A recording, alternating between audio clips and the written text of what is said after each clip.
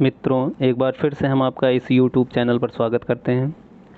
आज हम बात करने वाले हैं वेक्टर स्पेस के ऊपर। एक बहुत ही अच्छा एग्ज़ाम्पल लेके आए हैं आपके लिए, जो कि ये बहुत सारे स्टूडेंट्स की क्वेरी भी रहती है। इस वेक्टर स्पेस का एक एग्ज़ाम्पल हमको बताइए सर, किस प्रकार से हम इसको शो करेंगे कि वेक्टर स्पेस है कि नहीं है। तो उन सारी बातों को ध्यान में रखते हुए आज हमने एक स्पेशल टाइप का वेक्टर स्पेस यहाँ पे कंसीडर कर रखा है, और उसी वेक्टर स्पेस को आज हम एक्सप्लेन करने वाले हैं किस तरीके से वेक्टर स्पेस को आपको शो करना है और किस तरीके से आपको शो करने के लिए क्या क्या टूल्स अपनाने पड़ते हैं और क्या क्या प्रॉपर्टीज़ होती हैं। ये सारी बातें आज हम इस एग्ज़ाम्पल के माध्यम से आपको बताने का हम प्रयास करेंगे। और वेक्टर स्पेस किस तरीके से शो किया जाता है, ये सारे आपके एक प्रोसेस, एक 1 बाय 1 प्रोसेस हम सारी बातें यहाँ पे आज करने का प्रयास करेंगे और क्रम वाइज हम सारी चीज़ें यहाँ पे दिखाएंगे। तो आइए स्टार्ट करने से पहले आइए हम एक बार, ये जो आपके पास सब स्पेस का वेक्टर स्पेस का एक एग्जांपल है, ये सेट ऑफ मैट्रिसेस पे लिया गया है। सेट ऑफ मैट्रिसेस पे लिया गया है और इसका जो फील्ड लिया गया है वो लिया गया है अंडर मॉडुलो 2। ठीक है, अंडर मॉडुलो 2 यानी कांग्रुएंस मॉडुलो रिलेशन के अंतर्गत ये सारी चीज़ें आती हैं, जिसके अंतर्गत ये हमारा वेक्टर स्पेस डिफ़ाइन किया गया है। आइए तो हम आगे बढ़ते हैं। और हाँ, अगर आप चैनल पर नए हो तो चैनल को सब्सक्राइब कर लीजिए, क्योंकि इसी तरीके से आपको मोस्ट इम्पॉर्टेंट टॉपिक्स आपके लिए हम वीडियोस बनाते रहते हैं मैथमेटिक्स का, जिससे कि आईआईटी, जैम, बीएससी और 11th के स्टूडेंट्स को लाभ मिलता रहता है। तो आइए आगे बढ़ते हैं। तो जैसे यहाँ पे देखिए, आपके पास सेट है V ओवर F, यानी आपके पास है यम 2x2 मैट्रिसेस। यम जो है 2x2 की मैट्रिसेस हैं, यानी कैपिटल यम 2x2 क्या है, this is a collection of all 2x2 matrices over field F, यानी F आपके पास क्या है, Z2 है, यानी फील्ड आपके पास जो है Z2 लिया गया है। और Z2 में जानते हैं कैसे एलिमेंट होते हैं, 0 और 1। तो यहाँ पे आपको देखिए लिखा गया है to show that V over F is a vector space over field F। और F आपके पास क्या है, Z2, और Z2 में एलिमेंट हैं 0 बार 1 बार, यानी 0 बार को हम 0 से डिनोट किए हैं, 1 बार को 1 से डिनोट किए हैं। तो यानी जैसे कि जानते हैं कि अंडर मॉडुलो 2 में एग्जैक्टली 2 एलिमेंट होंगे। कौन कौन से होंगे, 0 होंगे और 1 होंगे। ठीक, तो हमको आज शो करना है कि ये क्या है, एक वेक्टर स्पेस है। और with the help of addition of 2 matrices and scalar multiplication of an scalar and a vector. ठीक है, तो आइए हम 1 बाई 1 चेक करने का प्रयास करते हैं। तो जिसमें पहले देखिए वेक्टर स्पेस की एक जो प्रॉपर्टी या डेफिनेशन होती है, उसमें हमको ये दिखाना पड़ता है कि V ओवर F, यानी जो आपके पास वेक्टर सेट ऑफ वेक्टर्स दिए गए हों, उनको क्या होना चाहिए, प्लस के रिस्पेक्ट में क्या होना चाहिए, अबेलियन ग्रुप होना चाहिए विथ रिस्पेक्ट टू एडिशन। ठीक है, विथ रिस्पेक्ट टू एडिशन ये क्या होना चाहिए, अबेलियन ग्रुप होना चाहिए। तो सबसे पहले हम अबेलियन के लिए 5 प्रॉपर्टीज़ होती हैं। पहला होता है क्लोजर प्रॉपर्टी, दूसरा होता है एसोसिएटिव प्रॉपर्टी, तीसरा होता है एग्जिस्टेंस ऑफ आइडेंटिटी, चौथा होता है एग्जिस्टेंस ऑफ इनवर्स, और पांचवा होता है कम्यूटेटिविटी कंडीशन। ठीक, तो हम पांचों कंडीशन यहाँ पे 1 बाय 1 दिखाने का प्रयास करेंगे कि देखिए किस तरीके से वेक्टर स्पेस होल्ड कर रहा है। ठीक है, तो सबसे पहले हम बात करने वाले कहाँ पे, क्लोजर प्रॉपर्टी के लिए। तो क्लोजर प्रॉपर्टी आइए देखते हैं क्या होल्ड करता है ये। तो जैसे कि यहाँ पे आपके पास है लेट M2x2 बराबर, हम कलेक्शन ले लिए हैं 2x2 की मैट्रिसेस का ABCD। और ABCD जो इसके एक बात ध्यान रखिएगा, जो मैट्रिक्स की इंट्रीज़ होती हैं, जैसे इंट्रीज़ ABCD, ये सारे के सारे फील्ड से लिए जाते हैं। ठीक है, इनकी जो इंट्रीज़ होती है, जो यहाँ पे फील्ड होता है, वही फील्ड के मेंबर्स लिए जाते हैं। तो यानी ABCD कहाँ के बिलोंग कर जाएंगे, Z2 के मेंबर होंगे। ठीक है, तो ये तो हो गया आपका यम 2x2, ये डिफाइन हो गया। अब हमको क्लोजर प्रॉपर्टी दिखाना है, तो क्लोजर प्रॉपर्टी के लिए क्या किया जाता है कि हम 2 एलिमेंट क्या करते हैं, उसी वेक्टर स्पेस से कंसीडर करते हैं सारी वेक्टर, यानी जो सेट हमारे पास M2x2 है, अभी हम वेक्टर स्पेस नहीं बोलेंगे, अगर मुंह से निकल गया है तो वो अभी हम नहीं बोल सकते, जब सारी कंडीशन को होल्ड कर जाएगा तब हम उसको वेक्टर स्पेस बोलेंगे। ठीक है, तो हम मान लेते हैं कि ए जो ए है मैट्रिक्स और बी मैट्रिक्स है, दो मैट्रिक्स हम कहाँ से ले लेते हैं, यम 2x2 यानी सेट ऑफ मैट्रिसेस से, और देखेंगे कि ए और बी को ऐड करने के बाद जो है क्या जो है वो यम 2x2 की ही मैट्रिक्स बनती है, यानी यम के अंदर वो एंट्री करता है कि नहीं। अगर वो हमेशा एंट्री करेगा तो ये क्लोजर प्रॉपर्टी को होल्ड कर जाएगा। ठीक, तो आइए आगे बढ़ते हैं। तो आपके पास वेक्टर ए यहाँ पे क्या है, मैट्रिसेस की टाइप के हैं, यहाँ के जो वेक्टर्स हैं वो मैट्रिसेस टाइप के हैं। तो ए बराबर हमने ले लिया A1 B1 C1 D1, और बी बराबर मैंने ले लिया A2 B2 C2 D2, कहाँ से, कैपिटल यम 2x2 यानी कलेक्शन ऑफ मैट्रिसेस से दो मैट्रिक्स हमने उठा लिया। अब दोनों मैट्रिक्स का एडिशन निकालिए, दोनों मैट्रिक्स जब ऐड कर रहे हैं तो हमारे पास क्या मिल जाएगा। अब देखिए मैट्रिक्स का एडिशन आप लोगों को आता है, तो करस्पॉन्डिंग एलिमेंट को जो है ऐड कर लीजिए, A1 प्लस A2 हो जाएगा, B1 प्लस B2 हो जाएगा, C1 प्लस C2 हो जाएगा, D1 प्लस D2 हो जाएगा। अब A1 A2 ये सारे के मेंबर्स कहाँ के हैं, Z2 के हैं। मैंने बताया कि इसके अंदर मैट्रिक्स के अंदर ये ध्यान रखिएगा जितने भी एंट्रीज हैं वो फील्ड से लिए जाएंगे, हमेशा स्केलर क्वांटिटी होती हैं। तो A1 B1 C1 D1 A2 B2 C2 D2 कहाँ से लिए जाएंगे, Z2 से ही लिए जाएंगे। अंडर मॉडुलो 2 अगर 2 से अधिक होगा तो उसका रिमाइंडर हम लिखेंगे। ये आप कांग्रुएंस मॉडुलो रिलेशन की बात आप जानते हैं, और नहीं जानते हैं तो कांग्रुएंस मॉडुलो रिलेशन हमने वीडियो बनाया हो, उसको आप जा कर के वॉच कर लीजिए। ठीक है, तो अंडर मॉडुलो 2 क्या हो जाएगा, A1 plus A2 B1 plus B2 C1 plus C2 D1 plus D2। ठीक है, ये क्या हो जाएंगे, एक नया एलिमेंट जनरेट करेगा, और ये नया एलिमेंट कुछ नहीं होगा, उसी Z2 का ही कोई ना कोई मेंबर होगा अंडर मॉडुलो 2, यानी 0 और 1 में से कोई ही एक एलिमेंट होगा। अब चाहे जो एलिमेंट हो वो A1 B1 C1 D1 A2 B2 C2 D2 पे डिपेंड करेगा। तो सपोज़ हम मान लेते हैं A1 प्लस A2 की जगह मेंबर आ गया A3, B1 प्लस B2 की जगह नया एलिमेंट आ गया B3, C1 प्लस C2 की जगह नया एलिमेंट आ गया C3, D1 प्लस D2 की जगह नया एलिमेंट आ गया D3। तो यहाँ पे हम देख पा रहे हैं कि ये जो मैट्रिक्स नई बन रही है वो भी क्या है, 2x2 की ही मैट्रिक्स नज़र आ रही है।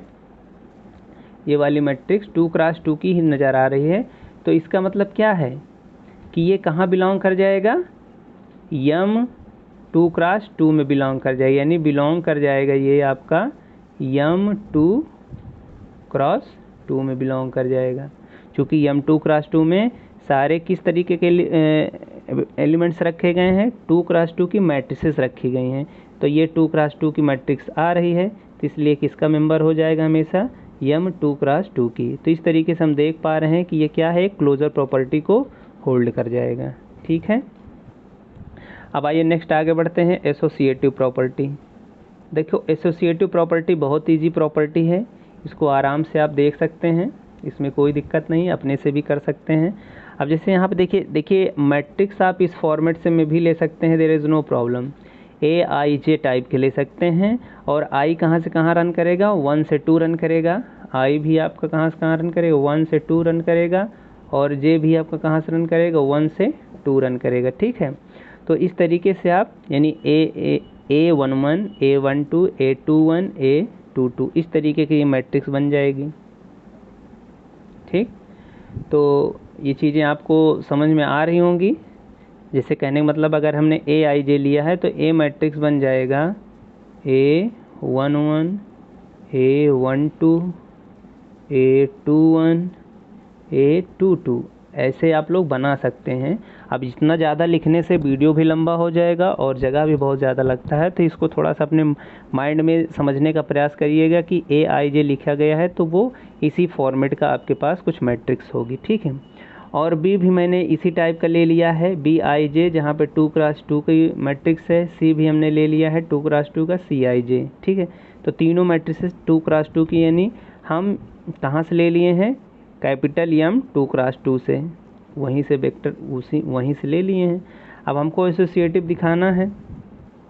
अब एसोसिएटिव दिखाने के लिए हमको क्या दिखाना पड़ेगा कि वही ब्रैकेट थोड़ा सा चेंज करना पड़ेगा। जैसे ब्रैकेट यहाँ पे लगा हुआ है a प्लस बी के साथ, तो हमको लास्ट में दिखा देंगे कि ये ब्रैकेट जो है b और c के साथ लगा हुआ है, और ये बहुत इजी वे में दिख जाएगा। जैसे आप यहाँ देखिए कि a प्लस बी प्लस सी, यानी हमने यहाँ पे देखिए लिख लिया ए आई जे, यानी a के entries A I J type के हैं तो ए आई जे लिख लिया, b के entries B I J type के हैं तो यहाँ पे बी आई जे लिख लिया, प्लस c यानी c के इंट्रीज सी आई जे हैं तो सी आई जे टाइप का लिख लिया।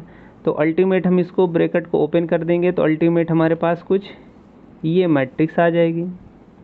तो जब मैट्रिक्स आ जाएगी तो इस मैट्रिक्स को हम इस तरीके से लिख सकते हैं आराम से, क्योंकि वह सारे स्केलर हैं तो स्केलर को इस फॉर्मेट में हम लिख सकते हैं आराम से। तो यहाँ फिर देखिए आपके पास वही चीज़ आ जाएगी बाहर कि a प्लस यहाँ ब्रैकेट लगा देंगे, b प्लस c के पास लगा देंगे, तो ये आपके पास क्या हो जाएगा, एक एसोसिएटिव कंडीशन भी होल्ड हो जाएगी। तो ये सारी बातें आप लोग नोट कॉपी में नोट करते रहिएगा और चीज़ों को समझते रहिएगा। अब आगे बढ़ते हैं हम। अगली प्रॉपर्टी क्या है, देखिए इम्पोर्टेंट प्रॉपर्टी है एग्जिस्टेंस ऑफ आइडेंटिटी। आइडेंटिटी किस तरीके से एग्जिस्ट करेगी ये आपको देखना है प्लस के रिस्पेक्ट में। तो सबसे पहले हमने क्या किया, एक मैट्रिक्स ले लिया a बराबर a b c d 2x2 की यम 2x2 से। b भी मैंने दूसरी मैट्रिक्स इस तरीके से लिया है b a1 b1 c1 d1 such that कि a प्लस बी करने से हमारे पास a आ जाए। अब आइडेंटिटी एलिमेंट क्या होता है आपको हम यहाँ से थोड़ा सा बता देना चाहते हैं कि आइडेंटिटी एलिमेंट ऐसे एलिमेंट को आइडेंटिटी बोलेंगे कि अगर कोई एलिमेंट के साथ हम ऐड करें तो क्या मिल जाए, वही एलिमेंट पुनः प्राप्त हो जाए। जैसे e को हम a के साथ ऐड करते हैं तो वही एलिमेंट आ जाए, a आ जाए प्लस के रिस्पेक्ट में, मल्टीप्लिकेशन के रिस्पेक्ट में भी वही आ जाए। तो e को हम यहाँ पे क्या बोलेंगे, एक आइडेंटिटी एलिमेंट बोलेंगे, ठीक है। तो इसी कॉन्सेप्ट को आगे लेके चलना है। तो अब यहाँ पे आप देखिए कि a प्लस बी बराबर a हो जाए, तो b को हम क्या बोल देंगे यहाँ पे कि ये एक आइडेंटिटी एलिमेंट है, ठीक। तो आइए बढ़ते हैं। तो आइडेंटिटी एलिमेंट कौन होगा ढूंढने का प्रयास करते हैं। अगर एग्जिस्ट कर गया तब तो ये होल्ड कर जाएगा एग्जिस्टेंस ऑफ आइडेंटिटी। तो अब देखिए a हमारे पास ये है, b हमारे पास ये है, तो दोनों को ऐड करिए और इस कंडीशन को होल्ड कराइए। तो देखिए आप करस्पॉन्डिंग एलिमेंट्स को ऐड करेंगे तो हमारे पास अल्टीमेट ये आ जाएगा a plus a1 b plus b1 c plus c1 d plus d1। तो ये चीज़ें हमें यहाँ पर लिख लिए और राइट साइड के पास a है तो a b c d हो जाएगा। अब कंपेयर कर लीजिए सारे प्लेसेस के एलिमेंट्स को, कंपेयर करेंगे तो हमारे पास कुछ ये आ जाएगा a प्लस a1 बराबर a। तो यहाँ से वैल्यू निकालेंगे तो a1 का कितना मिल जाएगा, 0 हो जाएगा, क्योंकि a से a आपका कैंसिल हो जाएगा। इस तरीके से b बराबर 0 आ जाएगा, इसी तरीके से c बराबर 0 आ जाएगा, इसी तरीके से d आपके 0 हो जाएगा। तो अल्टीमेट अब सारी a1 b1 c1 d1 की वैल्यू रखेंगे तो हमारे पास b क्या मिल जाएगा, 0 मैट्रिक्स आ जाएगी, यानी नल मैट्रिक्स आ जा रही है आपके पास। तो और नल मैट्रिक्स के साथ किसी भी मैट्रिक्स का अगर हम एडिशन लेते हैं, किसी भी मैट्रिक्स का एडिशन लेते हैं तो क्या मिलता है, वही मैट्रिक्स उत्पन्न हो जाती है, प्राप्त हो जाती है। तो इस तरीके से हमारे पास एक मैट्रिक्स एग्जिस्ट कर जाए। और Z2 में जानते हैं कि आपका 0 मेंबर होता है, तो इससे भी कोई दिक्कत नहीं है। फील्ड का जो है यहाँ पे एंट्री भी दिख रही है हर जगह, तो देयर इज़ नो प्रॉब्लम। तो यहाँ पे B जो हमारा 0 0 0 नल मैट्रिक्स है वो आइडेंटिटी मैट्रिक्स हो जाएगी। तो यहाँ पे आपके पास एडिटिव आइडेंटिटी एग्जिस्ट कर रही है, और वो कौन सी है, वो नल मैट्रिक्स है, पक्का नल मैट्रिक्स, यानी B बराबर नल मैट्रिक्स ही आपका एडिटिव आइडेंटिटी बन जाएगा इस वेक्टर स्पेस के लिए। अब आगे बढ़ते हैं एग्जिस्टेंस ऑफ इनवर्स के लिए। अब देखिए इनवर्स एलिमेंट हमको चाहिए किसी भी वेक्टर के लिए। तो इनवर्स के लिए हम क्या करना चाहेंगे कि इनवर्स की क्या प्रॉपर्टी है, थोड़ा सा हम आपको बताने का प्रयास करते हैं। जैसे आपके पास कोई एलिमेंट है, इस एलिमेंट को का इनवर्स आपको ढूंढना है प्लस के रिस्पेक्ट में, तो एक ऐसा एलिमेंट इसमें ऐड करो कि वो क्या दे दे, आइडेंटिटी एलिमेंट दे दे उसी सेट का। उसी सेट का जो है आइडेंटिटी एलिमेंट दे दें। और आइडेंटिटी एलिमेंट हमको पता चल चुका है कौन सा है, नल मैट्रिक्स है यानी जीरो मैट्रिक्स है। तो अब उसको हम देखना चाहेंगे कि वो कौन सा ए का जो है एडिटिव इनवर्स आने वाला है। ठीक, तो आइए इसी हिसाब से आगे हम बढ़ते हैं। तो एक मैट्रिक्स हमने ले लिया ए बराबर A B C D, B बराबर मैंने ले लिया A1 B1 C1 D1, और इस तरीके से ए और बी को लिया है कि इनका जो एडिशन है वो क्या मिल जाए, जीरो मिल जाए। ठीक है, यानी जीरो मैट्रिक्स है, राइट साइड जीरो लिखा है मतलब जीरो मैट्रिक्स है। ठीक है, तो ए प्लस बी यानी अब दोनों को हम ऐड करेंगे, दोनों के एलिमेंट्स को, तुम्हारे पास क्या मिल जाएगा, ये मिल जाएगा A1 plus A1, A plus A1, B plus B1, C plus C1 और D प्लस D1 बराबर नल मैट्रिक्स, यानी नल मैट्रिक्स हमारे पास 0 0 0 0 है। ठीक है, तो दोनों साइड के एलिमेंट्स को कंपेयर कर लेंगे। कंपेयर करने के बाद क्या आ जाएगा, A प्लस A1 बराबर 0, तो A1 बराबर कितना हो जाएगा, माइनस है। इसी तरह का B प्लस B1 बराबर 0 हो जाएगा, तो B1 बराबर माइनस B हो जाएगा, C1 बराबर माइनस C और D1 बराबर माइनस D। तो इस तरीके सारे एलिमेंट देखिए माइनस फॉर्म में आ रहे हैं। किसके, ए वाले एलिमेंट के इंट्रीज़ वाले जो इंट्रीज़ हैं उनका सारा निगेटिव वैल्यूज़ आ रहा है। तो हमारे पास बी क्या मिल जाएगा यहाँ से, माइनस ए माइनस बी माइनस सी माइनस डी। तो इस तरीके से आप देखेंगे कि ए को माइनस ए के साथ ऐड करेंगे तो जीरो मिल जाएगा, बी को बी के साथ ऐड करेंगे तो जीरो मिल जाएगा, सी को सी के साथ ऐड करेंगे तो जीरो मिल जाएगा, डी को डी के साथ ऐड करेंगे तो जीरो मिल जाएगा। तो इस तरीके से हमारे पास ये क्या मिल जाएगा, एक एडिटिव इनवर्स मिल जाएगा, प्रत्येक एलिमेंट का एडिटिव इनवर्स मिल जाएगा। ठीक है, तो एग्जिस्टेंस ऑफ इनवर्स भी होल्ड कर जाता है। कम्यूटेटिव ला आराम से होल्ड कर जाएगा। आप आराम से यहाँ से देखिए इस तरीके से ले लीजिए, ए बराबर A I J 2x2 matrix, B बराबर B I J 2x2 matrix, और दोनों को ऐड करेंगे तो चाहे ए प्लस बी लिखिए और ए चाहे बी प्लस ए लिखिए, बोथ आर सेम। तो कम्यूटेटिव ला ये होल्ड कर जाएगा हमेशा। तो इस तरीके से हम देख रहे हैं कि पांचों कंडीशन को सेटिस्फाई कर जाता है। कौन कौन सी कंडीशन को, क्लोजर प्रॉपर्टी को, एसोसिएटिव प्रॉपर्टी को, तीसरा है एग्जिस्टेंस ऑफ आइडेंटिटी को, चौथा है एग्जिस्टेंस ऑफ इनवर्स को, पांचवा है कम्यूटेटिव ला, यानी अबेलियन ग्रुप हो जाता है। अब आगे हम बढ़ेंगे तो यहाँ पे हमको शो करना है कि ये स्केलर मल्टीप्लिकेशन भी यहाँ पे क्या होता है, होल्ड करता है। This is a very important point, scalar multiplication. Scalar multiplication में क्या होता है, इसको भी थोड़ा सा बता देना चाहते हैं। जैसे आपके पास कोई वेक्टर है v और फील्ड है आपके पास f, ठीक है, तो एक एलिमेंट हम कहाँ से लेते हैं, v से लेते हैं। जैसे u बिलोंग ले लिए हम v से और एक अल्फ़ा ले लिए फील्ड से, ठीक है। तो इनका जो मल्टीप्लिकेशन होता है अल्फ़ा डॉट u, वो क्या मिलना चाहिए, कहाँ बिलोंग करना चाहिए, v में बिलोंग करना चाहिए, यानी वेक्टर होना चाहिए।